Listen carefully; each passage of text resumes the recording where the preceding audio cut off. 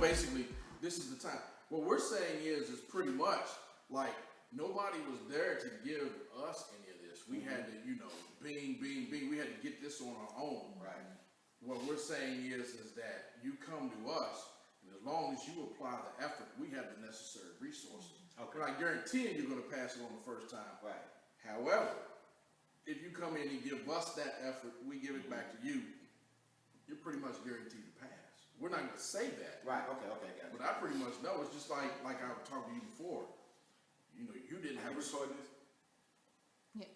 You didn't have a script wrote out for that. That practical application where you're actually teaching them. Right. Nobody even told me about that. Rod was helping me, but he was like, man, you just gotta come up with the words. Mm-hmm. Well, shit, I didn't come up with no words. Right. But here we're gonna teach them to write that script. We're gonna tell them what to say. We're gonna give them that verbiage. Okay. So that right there, that's wow. Yeah, that oral board when you're standing up in front of them people, they shooting those questions at you. Oh yeah. 3 positions of a shampoo. I was completely lost. Like, wow. Yeah, I didn't know. I was like, because that wasn't anything that's really in the book. Mm-hmm. You just got to kind of know that through practical right. application. And right, because if you are teaching, you may get those students that may want to, at least the ones that are engaged, that may want to ask them questions. Right. So if you're able to teach in an environment that's structured for the students, to being able to at least apply knowledge to them, then yes, it's great for you and I to be in that position to be able to basically give them what they need. So how they set that up, I mean, it was crazy by them drilling. I didn't think that I knew there was oral questions, but I thought that they was going to go section by section, but I'm actually doing my practical, and they drilling. Yeah. I'm like, well, wait a minute now. Let me get done with this first. Now, y'all doing too much right now. Oh, so they blended yours in? Yes. I mean, no, I had 20 questions where they actually stood me up in front of the easel, breaking down parts, pieces, all tools, implements, clippers, shears, whatever. They asked me about the process for the permanent wave and the time. They asked me about pH questions. They asked me about the 3 positions of the shampoo. They asked me about the shampoo itself, the chemical composition, head and tail, hydrophilic and lipophilic.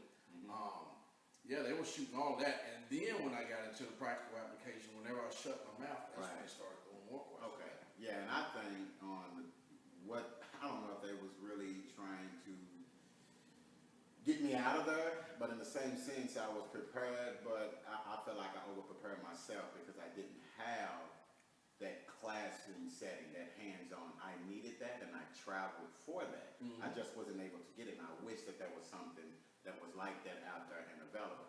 And plus, I like this, what we're talking about. I was going to say, you need to include that.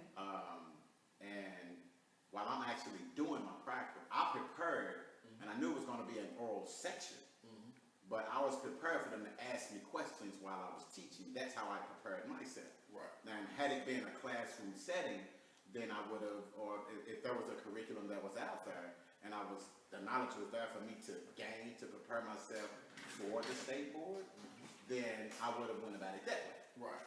But just being in a classroom setting, and you have a student raise their hand, student about a question, and there's all kind of situations in the cutting area, in a barber school, because you have people that's going to ask questions, because it's basically the cutting floor for them. So I prepared myself for that, and when they was asking me questions, I was like, oh, okay, that's. Now you're asking me a whole lot of questions, because I broke down the questions on the board. I stood up there by the board, they put me up in front of the easel too. But then they came back with another set of questions. Right. Oh yeah, so they drilled me. It's supposed to have been 20. I got hit with probably about 40 questions. But there was no curriculum out there for me to receive the proper information. I got a letter, the requirements, the books that I'm supposed to obtain, and here you go. Right.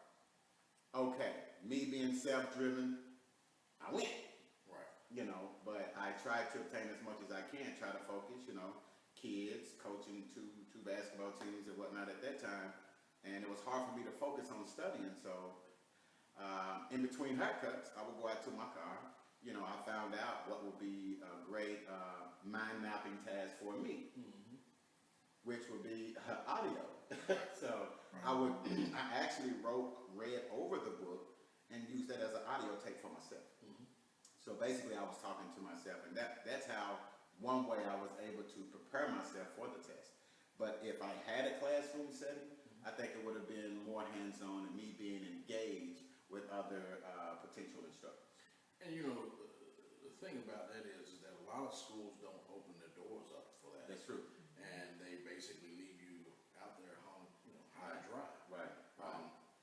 My thing was, is I had the facility for that, as far as in the lab. Mm-hmm. It was good for me because I went in there and I was able to come in and engage, Mm-hmm. re-familiarize myself with some of the terminology, Right.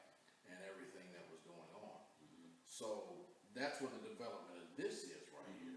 It's being able to give people who think that they will not be able to prepare themselves, because first off, they don't have the time, Right. and they might not have the intestinal fortitude for the Right. sweat equity Right. that they're going to need to put into Right. this. Right. So that's the reason why we've got this. Mhm. We're going to say, hey, we're not going to guarantee you anything. Right. Right. Give us back this constituted effort. Yes. We're going to return it to you. You'll have the ability to pass this. Oh, yes. And the commitment is definitely going to take the level of commitment. During the time when I ran across your journey, as I'm seeking for understanding about how to better prepare myself. Like I said, I went from city to city, so I drove an hour and some change to come and see you.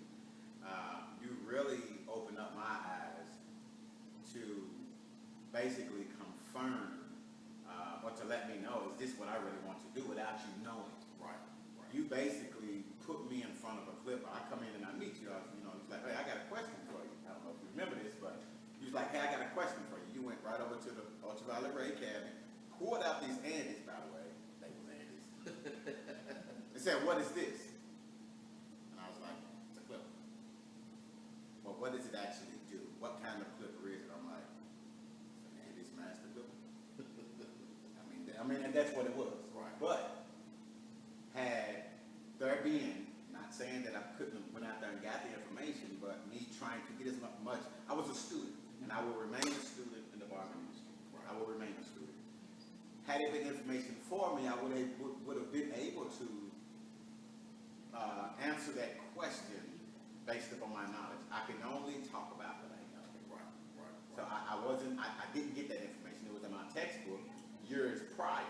But at this point, I'm trying to study for the instructor. So by overlooking that section, kind of, on my part, but then again, if there was a program that was out there for us barbers to take advantage of,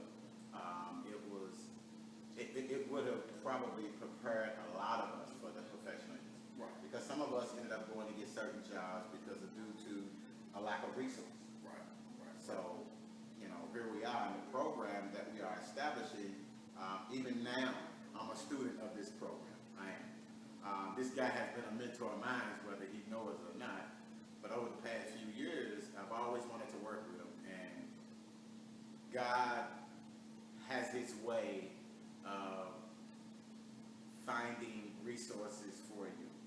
Puts people in your life for a particular reason. I had no idea that we would come back full circle. And it's been a blessing to me for us to do this collaboration for the instructor's curriculum. It's definitely a blessing for us, and we hope that we can become a blessing to you in utilizing the program.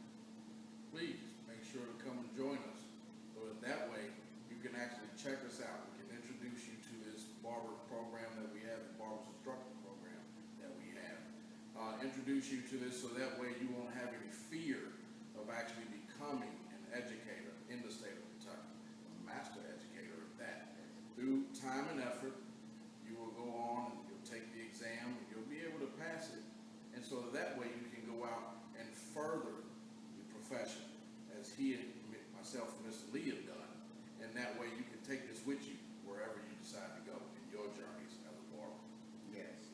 You can call us at 502-632-1544, or you can visit our website, naysfirstschool.com. Feel free to send us an email at also info@naysfirstschool.com. And we look forward to meeting you. Thank you very much.